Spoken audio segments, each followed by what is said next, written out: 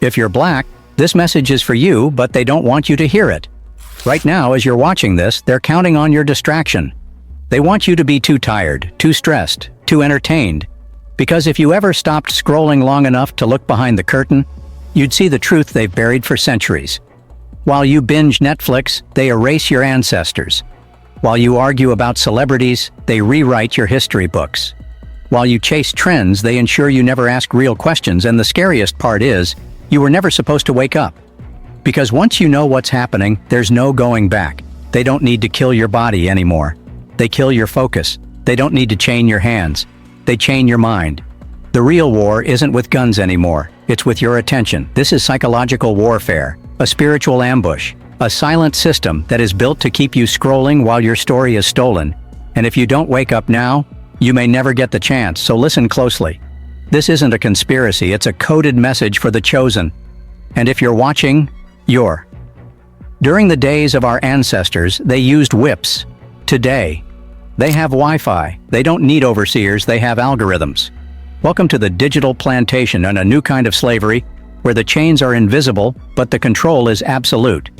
We wake up and reach for the screen before we brush our teeth. We scroll for hours, laughing, liking, and sharing, but never building, never healing, never questioning. This is intentional. Because the war isn't on your body anymore, it's to your attention. The black mind is the most powerful force on this planet. But if they can distract it, weaken it, and own it, they never have to fear it. Let's talk about facts. Black teens spend 7 to 10 hours per day consuming media, more than any other group. Most of that content is designed to feed violence, hypersexuality, and chaos back into the culture. Black children are 3 times more likely to be exposed to trauma on social media than white children. And while screen time rises, literacy level depreciates. In some U.S. cities, over 80% of black boys in the 4th grade can't read at grade level. But hey, we all know the latest TikTok dance. We'll watch a video of black girls twerking, but ignore a flyer about black girls going missing. We'll debate Will Smith versus Chris Rock, but not say a word about policies destroying black communities from the inside out. They flood our feeds with nonsense, drama, distractions, false idols, and fake goals. Why? Because if you're entertained, you won't be educated. And if you're not educated, you can be controlled. Every swipe, every click, every second you spend with this system is data. And that data is used for psychological warfare. They study us. They learn what makes us laugh, cry, rage, and lust. Then they serve it back to us in infinite scroll form to keep us stuck in a cycle. And while we're being fed lies, they're replacing us. AI is stealing jobs that once gave black people a path out of poverty. But who's training black kids in tech? Who's giving them access to own the future? They tell you to become a rapper, not a coder. They reward ignorance with virality and they shadow ban intelligence with silence. This isn't out of the blue, it's a digital form of population control. Because they know, if we ever stop chasing clout, if we ever stop glorifying trauma, if we ever unplug from this circus and look inward, we will remember who we are. And once we do that, the system collapses. See, you're not just being distracted, you're being drugged, mentally, emotionally, and spiritually. Your entire feed is designed to keep you numb. Because if you were ever fully conscious, you'd be dangerous, you'd be unstoppable. So ask yourself, why is foolishness always trending, but our liberation never is? Why is your phone filled with filters, but your mind left unfiltered? And why are we being fed everything but the truth? Here's what you need to know. They want your mind, because once they have that, they have everything. So the question is, are you still scrolling, or are you finally seeing? They want you to forget who you are, because if you knew, you'd be unstoppable. So they buried your past, not just under dirt, but under lies. Not just in chains, but in classrooms. And not just by guns, but by silence. From the moment you enter school, you're told your story starts with chains, that you were nothing before slavery, that your ancestors were savages, and Africa was dark, uncivilized, and primitive. But here's what they don't teach you. Before Europe even existed as a civilization, your ancestors were building empires that made the world shiver. Let's go back to the Mali Empire, where Mansa Musa ruled as the wealthiest human being to ever walk the earth. His gold possession was endless. His power was respected, and his influence was global. To the kingdom of Kush and Nubia, where black royalty built pyramids, mastered astronomy, and traded across the ancient world. These weren't tribes running barefoot through the jungle. These were nations with art, politics, mathematics, and medicine. And guess what? They were all black. But they won't tell you that, because if they told you your roots were royalty, you wouldn't accept life as a slave. They replaced your kings and queens with chains and ships, but even then, the resistance never stopped. They teach you about obedient slaves, but not about Denmark Vesey, who organized a massive slave rebellion in Charleston. Not about Nat Turner, who sparked terror in slave owners by refusing to be silent. Not about Queen Nzinga, who led armies against the Portuguese for decades, refusing to kneel to colonizers. They don't want you to know about Robert F. Williams, who trained black communities to defend themselves with arms before the Black Panthers. Why? Because they want you to be passive, not powerful. And even after slavery ended, the genocide continued quietly, methodically, and deliberately. Did they tell you about Tulsa, Oklahoma, in 1921? A thriving black city that was called Black Wall Street. Doctors, lawyers, business owners, and families were burned to the ground by angry white mobs, aided by the government. Over 300 black men, women, and children were murdered. No justice, and Tulsa wasn't alone.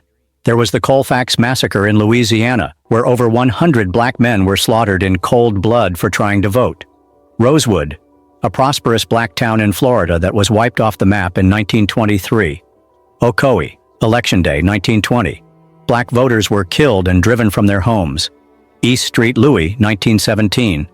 When hundreds of black workers were murdered in a racial cleansing. These weren't riots, these were massacres, these were acts of war against black progress. But if they taught you that, you might start asking questions. You might start demanding reparations.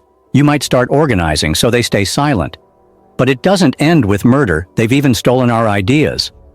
Black inventors gave the world the traffic light, blood transfusion technology, the gas mask, the elevator system, the home security system, amongst many other innovative technological solutions. But how often are they mentioned? George Washington Carver created hundreds of plant-based products that helped transform agriculture. Benjamin Banneker helped map out Washington, D.C., and Dr. Patricia Bath revolutionized eye surgery. But their names have been scrubbed from the spotlight. They let you believe black genius is rare when it's been suppressed all along. And let's not forget spiritual knowledge, from the Dogon people who mapped star systems without telescopes, to the ancient Kemetic sciences that shaped Greek philosophy, to African drumming patterns that gave birth to jazz, blues, hip-hop, and rock. Your culture, your science, your soul, all stolen, rebranded, and sold back to you under someone else's name. So when you look in the mirror and wonder why your self-worth feels stolen, remember, it was. But here's the thing. You are not the descendants of slaves. You are the descendant of survivors, of architects, of rebels, of mathematicians, of warriors, and queens. They worked hard to make you forget, to replace your glory with shame, and to sell you lies and call it education. But the truth is still alive, waiting to be reclaimed. You'll never settle for what they told you once you truly know who you are. They say the system is broken. It just needs fixing. The system isn't broken. The truth is, it's working exactly as it was designed. From the moment black bodies were dragged into this country, everything from education to economics to policing was designed to control, contain, and crush black life. They put our children in buildings with no funding, no counselors, no updated books, no hope. But they do have metal detectors. They do have security guards. They do have cops in the hallways. From the age of 5, black children, especially males, are more likely to be suspended, expelled, or labeled as aggressive. By high school, many are already being funneled into juvenile systems. In some districts, there are more police officers in schools than teachers. That's not education. That's pre-incarceration. It's not an accident. It's a pipeline, from the classroom to the cell block, and it's paved with racism, poverty, and silence. From slave patrols to modern policing, the badge has always been a tool of control. You've heard about George Floyd, Breonna Taylor, Tamir Rice, Sandra Bland, and Eric Garner. But there are thousands more whose names never made the news, whose lives were stolen by a system that is trained to inflict fear on black skin and protect white power. And it goes deeper. In the 1960s, The FBI created COINTELPRO. This was a secret program that was aimed at dismantling black organizations. They spied on, infiltrated, and destroyed movements like the Black Panthers, Malcolm X's network, and even Martin Luther King Jr. Their mission was clear: prevent the rise of a black messiah. And in the digital age, they've just upgraded their tools. Facial recognition software misidentifies black faces 10 to 100 times more than white faces. Social media is used to surveil protests. AI and predictive policing target black neighborhoods without evidence. This isn't safety, it's a high-tech plantation. They never gave us a fair start, and they never intended to. After slavery, we were promised 40 acres and a mule. We got nothing. Instead, they gave us sharecropping, a scam that kept us poor and tied to white landowners. Then came redlining, a federal policy that made it illegal for black families to get home loans in white neighborhoods. Whole black communities were denied wealth for generations, and that gap never closed. Today, the average black family has 1/10 the wealth of the average white family. Not because we're lazy, but because they rigged the game. Even when we try to build, they tear it down. Just ask Tulsa, Rosewood, and Wilmington. Some banks charge us higher interest. Employers reject names that sound black. Black businesses get less funding and fewer opportunities, even when they outperform. We've been surviving in an economy that was designed to exclude us. It's not just our wallets, they've come for our minds. From birth, we're bombarded with messages that whiteness is beauty, and blackness is not. Skin-bleaching creams, relaxers, and weaves flood the African markets. Dark skin is demonized, while light skin is praised. TV shows cast us as criminals, maids, sidekicks, or clowns. Music labels push violence, hypersexuality, and trauma. Not healing, not history, nor unity. They sell us our oppression, and we consume it like entertainment. This is cultural colonization and a silent invasion of the mind. And the most dangerous part is that we start to believe it. We turn on each other, and we hate our skin, our hair, and our reflection. They built these systems with precision to strip you of power, then blame you for being powerless. So no. The system isn't broken. It was built to break you. But here's the twist. Once you see it, you can fight it. Once you name it, you can dismantle it. And once you understand it, you can rise above it, because the most dangerous black person in the world is the one who's fully awake. And that's what they fear most. They fear your blackness because of where it comes from. Not because it's violent, not because it's dangerous, but because it's divine. You don't descend from nothing. You come from everything, before the chains, before the ships, before the lies. You were kings, queens, healers, builders, astronomers, and warriors. You built nations when the rest of the world still lived in shadows. Let's take it back. The Dogon people of West Africa mapped entire star systems, including Sirius B, centuries before Europeans even had telescopes. How? Because they understood the language of the cosmos. In Kemet, modern-day Egypt, black architects constructed pyramids so precisely that modern science still struggles to explain them. They aligned monuments with the stars, engineered irrigation systems, and practiced complex medicine with herbs, surgery, and spiritual balance. In Timbuktu, African scholars filled libraries with knowledge, law, science, math, and history, while much of Europe still burned women as witches. In Ethiopia, churches were carved into mountains. In Benin, bronze sculptures reached artistic heights that stunned colonizers. But what did they tell you? That Africa was dark, savage, and backward? No. It was brilliant. And they feared its brilliance, so they tried to erase it. But even in chains, that power never died. Enslaved Africans brought more than muscle to the Americas. They brought memories. They hid messages in spirituals like wade in the water, warning others how to escape. They used quilts with encoded maps. They spoke in patois, Yoruba, Twi, Creole, and lacing resistance into rhythm. They fought with fire in their hearts, not just to survive, but to preserve you. You are not the product of slavery, you are the result of resistance. Every time we've been beaten down, we've risen stronger. There was Marcus Garvey, who preached Pan-African unity and economic self-determination. He built one of the largest black movements in history, the Universal Negro Improvement Association, and dared to say, Africa for the Africans. There was the Black Panther Party, born in Oakland, raised on revolution. They fed children, educated communities, and patrolled the police, all while under constant attack by the U.S. government. There were leaders like Kwame Nkrumah, Thomas Sankara, and Patrice Lumumba, who fought for a united Africa, free from colonial shackles. There were warriors like Assata Shakur, Malcolm X, and Fred Hampton, who told us, "Freedom ain't free," and gave everything for the cause. This is your bloodline. You weren't meant to bow. You were born to lead.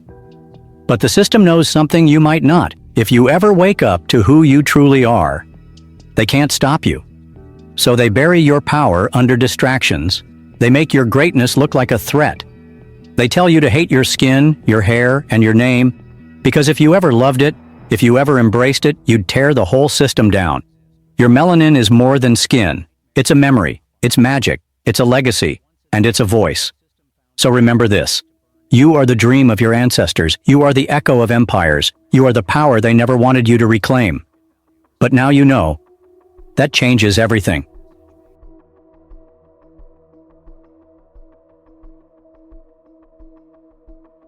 Above slavery, the greatest trick ever pulled on the black community was division. Not with chains you can see, but psychological ones. Invisible ropes wrapped around pride, color, class, and culture. Colorism, classism, and tribalism were weapons they planted within us to keep us from ever standing together. It starts with colorism, a poison passed down from plantations. Light skin versus dark skin. Good hair versus nappy hair. As if your resemblance to whiteness somehow makes you better. This mindset wasn't programmed in us at birth. Colonial masters taught us to hate ourselves by ranking our worth on a color scale. They told us lighter meant cleaner, smarter, and safer. And that lie still lingers in our music, our movies, our dating choices, even our job interviews. But remember this. All black is beautiful. Light, dark, mixed, melanin-rich. We are one people. Then comes classism. They whisper, "You made it. You're different." And suddenly the black man with a suit avoids the brother in the hoodie. The sister in the boardroom looks down on the girl working 2 jobs. But success should unite us, not divide us. Just because you escaped the trap doesn't mean the trap isn't still real. Individual success doesn't free the collective. They give a few of us crumbs so we won't burn the bakery. Then there's tribalism. African versus African American. Caribbean versus continental. Nigerian versus Ghanaian. They pit our cultures against each other like crabs in a barrel. We laugh at accents, we mock traditions, we argue over who suffered more, instead of realizing we've all been targeted. Same system, different continents, same pain. Colonial powers drew lines through Africa, slavers shipped us across oceans. But their biggest success was convincing us that we're not one people.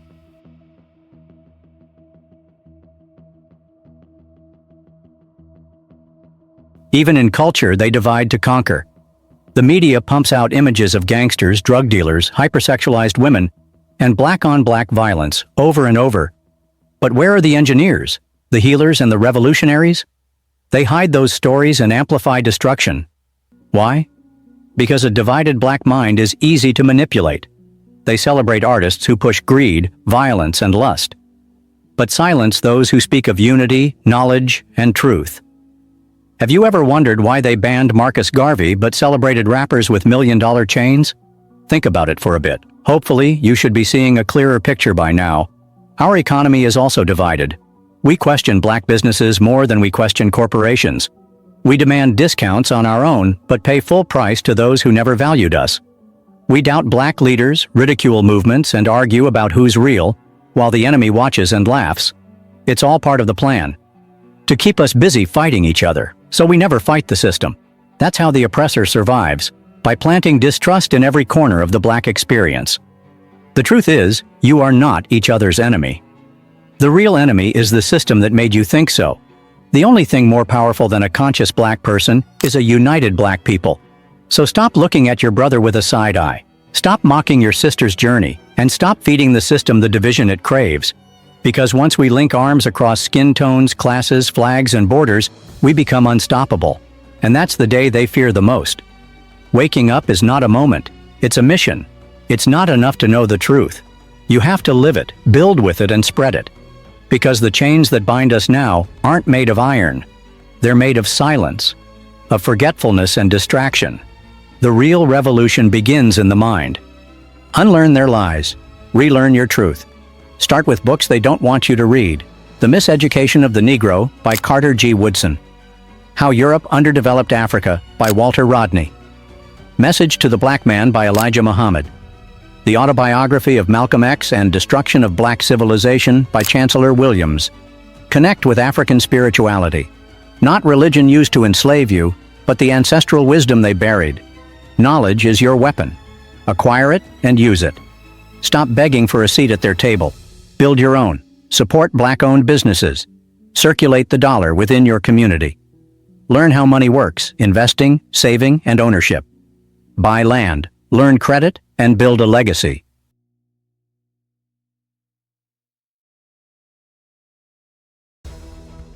Every dollar you spend is a vote. Are you voting for your freedom or your oppressor? No one is coming to save us, but we can save each other. Mentor the youth, protect our women, guide the next generation. Restore our culture through music, language, tradition, and family. Create safe spaces where we can heal, learn, and grow. Rebuild the village. Because without community, we are exposed. Don't live just for now. Live for what comes after you. What are you leaving behind? What will your children inherit? Trauma or transformation? Legacy isn't just money. It's a mindset. It's history. It's a system. It's freedom passed down like family recipes. You are not here just to survive. You're here to build for the next 100 years. Don't just scroll, speak. Don't just consume, create. Don't just watch, challenge. They use the internet to distract us. We must use it to awaken us. Start a podcast, launch a blog, share Black truths, expose lies, educate others. And when you see the truth, amplify it. Every post matters. Every share is a spark. This isn't about going viral. It's about going eternal. Because in the end, waking up isn't the finish line. It's the beginning. The beginning of building a future they said we'd never reach. A future where Black minds are free, Black families are strong, and Black children never have to search for their identity again. So ask yourself, are you just awake? Or are you building something worth waking up for? You were never meant to see this video, not in the algorithm, but here you are, watching to the end. That's divine, and it's only the first step. You can scroll past it. Act like you never heard this. Pretend you didn't feel something shift inside you, or pause, breathe, say enough is enough, because this system is built on your silence and profits from your pain. But the moment you remember who you are, it begins to fall apart. They tried to bury us, but they didn't know. We were seeds.